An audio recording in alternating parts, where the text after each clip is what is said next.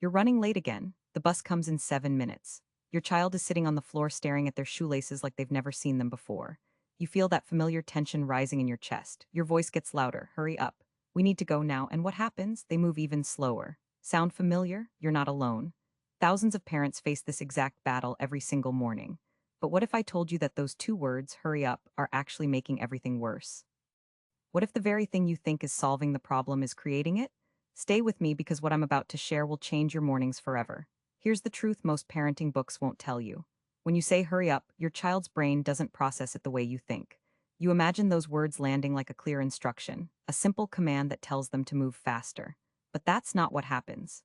Inside their developing brain, hurry up registers as noise. Stressful, overwhelming noise that actually slows down their ability to process what they need to do next. Think about it. When someone yells at you to hurry when you're already stressed, do you suddenly become more efficient?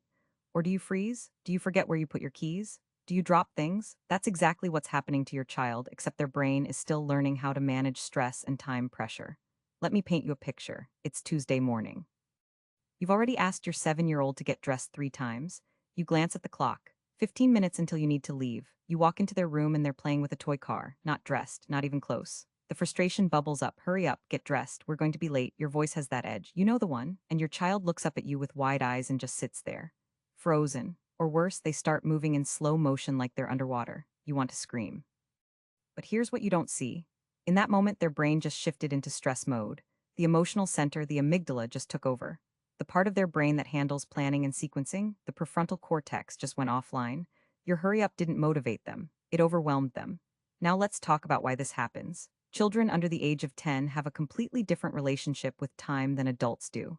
Their sense of time passing is not fully developed. When you say we need to leave in 5 minutes, they don't feel that urgency the same way you do. 5 minutes might as well be 5 hours to their brain. They're not being difficult. They're not trying to make you late. They genuinely cannot perceive time pressure the way you can. This is neuroscience, not behavior.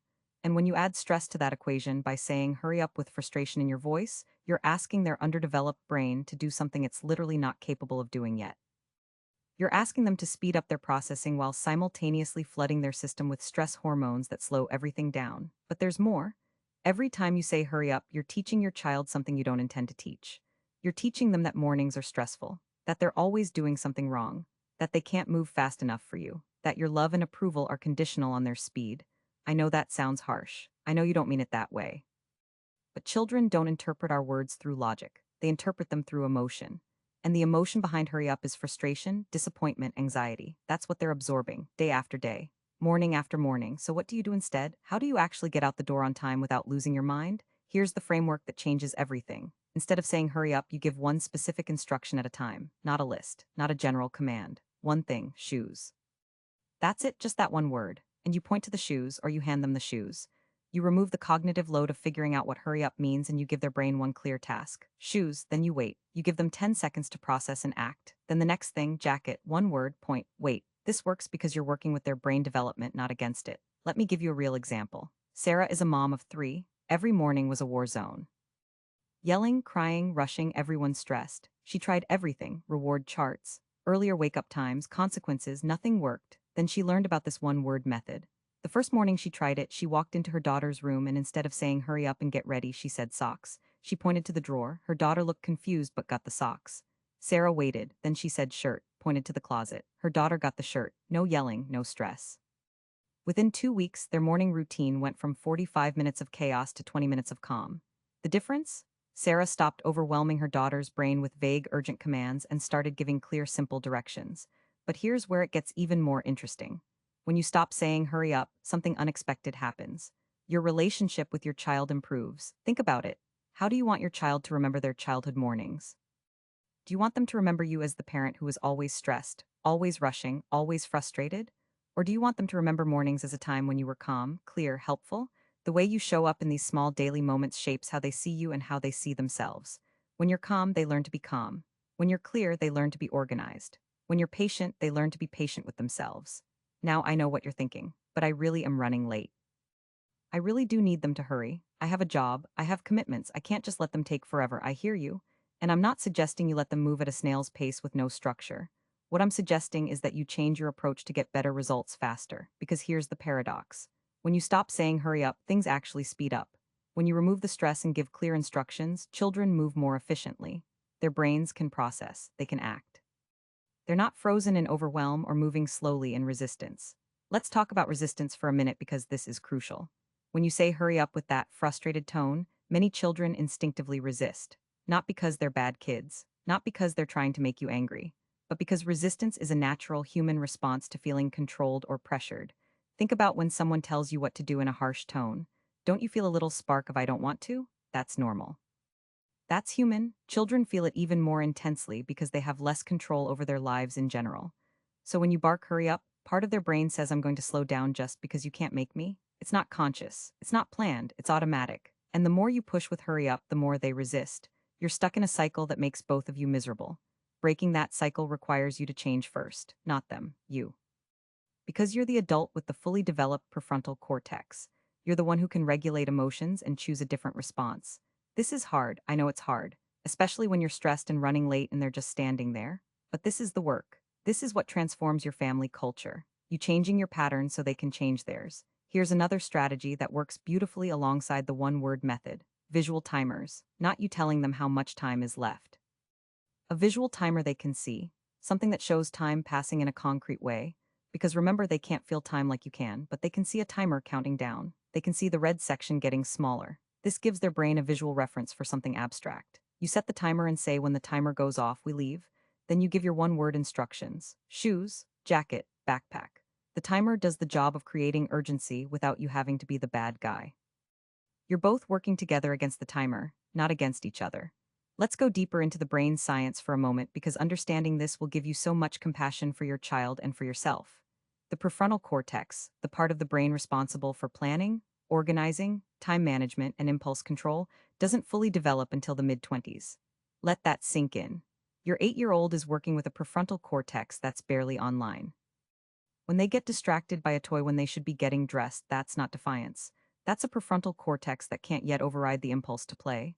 When they forget what you just asked them to do, that's not them ignoring you. That's working memory that's still developing. When they don't feel the urgency of being late, that's not carelessness. That's a brain that can't yet process time abstractly. Knowing this changes everything. It takes the personal offense out of it. They're not doing this to you. They're just being a child with a child's brain. And your job is to be the external prefrontal cortex until theirs is ready. You provide the structure, the reminders, the clear steps, not with frustration but with patience, because you understand what's happening in their brain. Now let's talk about what happens over time when you consistently stop saying hurry up and start using these brain-based strategies. Your child starts to internalize the structure. They start to learn the sequence. First socks, then pants, then shirt, then shoes. They start to move through it with less prompting. But this doesn't happen overnight. It takes weeks, sometimes months, and it only happens in an environment of calm, not chaos. When you're yelling hurry up, their brain is in survival mode. They can't learn, they can't internalize patterns. They're just trying to get through the moment. But when you're calm and clear, their brain can actually build the neural pathways for the morning routine.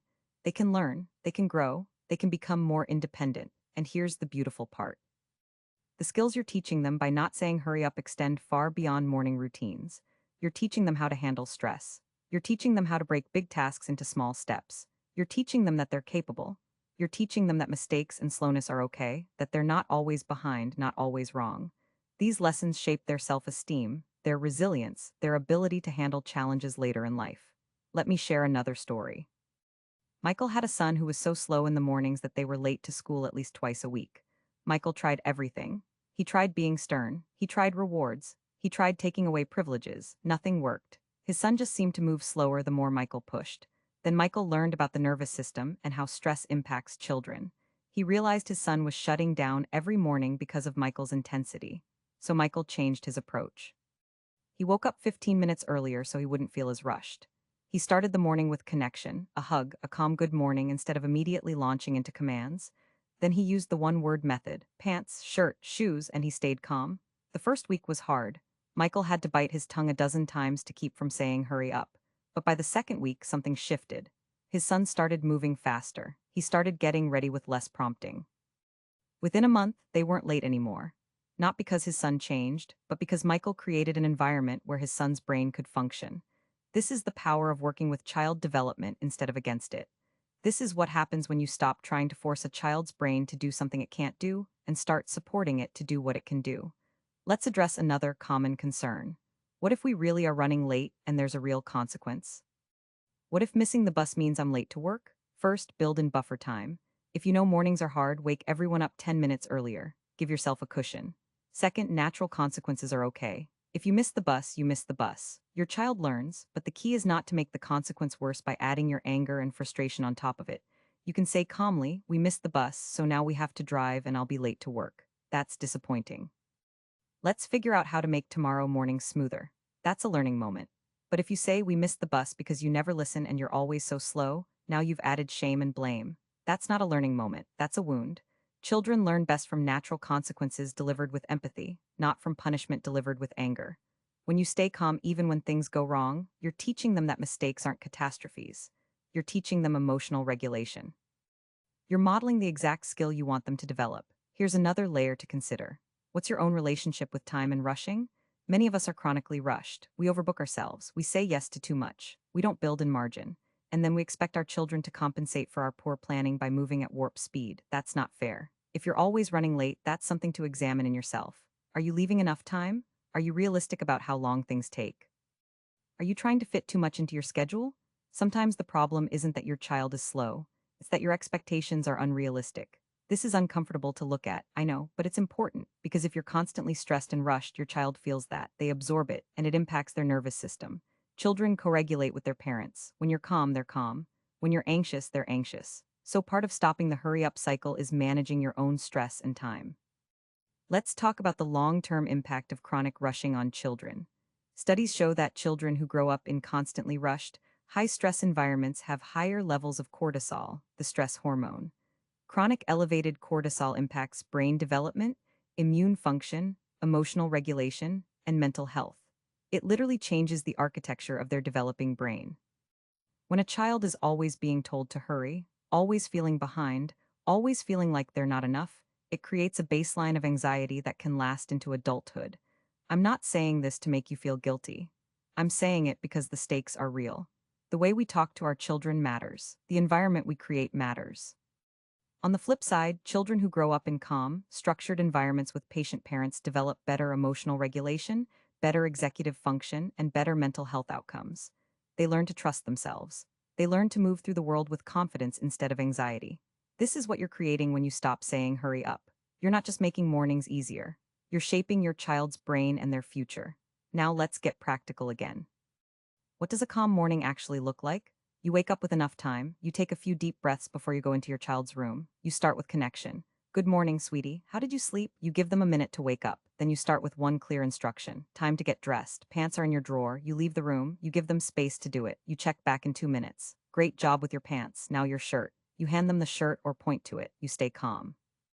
You don't rush, you trust the process. If they get distracted, you gently redirect. I see you found your toy, we'll play with that after breakfast. Right now, shirt, you keep your voice neutral, not frustrated. You move through the routine one step at a time, and you get out the door without yelling, without stress, without damaging your relationship. Does this take practice? Yes. Will you mess up and say hurry up sometimes? Probably. That's okay. Progress, not perfection. The goal is not to be a perfect parent. The goal is to be a conscious parent who's willing to learn and change. Here's a powerful reframe that helps many parents. Instead of thinking I need my child to hurry up, think I need to help my child's brain succeed. That shift in perspective changes everything. You're not adversaries. You're a team. Your child isn't trying to make you late. They're trying to navigate a world that's confusing and overwhelming with a brain that's still under construction. And you're the guide. You're the one who makes it easier or harder for them. Let me give you one more strategy. Preparation the night before. Lay out clothes, pack backpacks, make lunches. The more you do the night before, the less has to happen in the morning.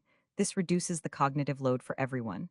Mornings are hard because everyone's brain is just waking up. Decision making is harder. Executive function is lower. So reduce the decisions. Make the morning as simple and automatic as possible. Some families even create a visual morning routine chart with pictures. Wake up, use bathroom, get dressed, eat breakfast, brush teeth, shoes, backpack, door. The child can follow the chart without you having to nag. They can see what's next. This builds independence and reduces conflict. All of these strategies work together. They're not quick fixes. They're a complete shift in how you approach mornings and parenting in general. You're moving from control and pressure to support and structure. You're moving from reacting to planning. You're moving from frustration to understanding. And here's what I want you to know, you can do this. Even if mornings have been a disaster for years, even if you've yelled hurry up 1,000 times, you can change. Your brain has neuroplasticity too. You can build new habits. You can choose a different response. It starts with awareness. It starts with compassion for yourself and your child.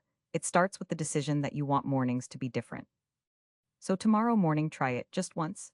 Instead of hurry up, say one word, shoes, see what happens, notice how it feels. Notice how your child responds, and then try it again the next day, and the next. Build the new pattern slowly, celebrate small wins, and be patient with yourself when you slip back into old habits. This journey of stopping hurry up is really a journey of slowing down yourself, of being present, of connecting, of trusting that your child is doing their best with the brain they have. And that's the truth. They are doing their best, so are you. And together, you can create mornings that feel peaceful instead of chaotic. Mornings that start the day with connection instead of conflict. Mornings that build your child up instead of tearing them down. It's possible. It's worth it. And it starts with letting go of those two words, hurry up.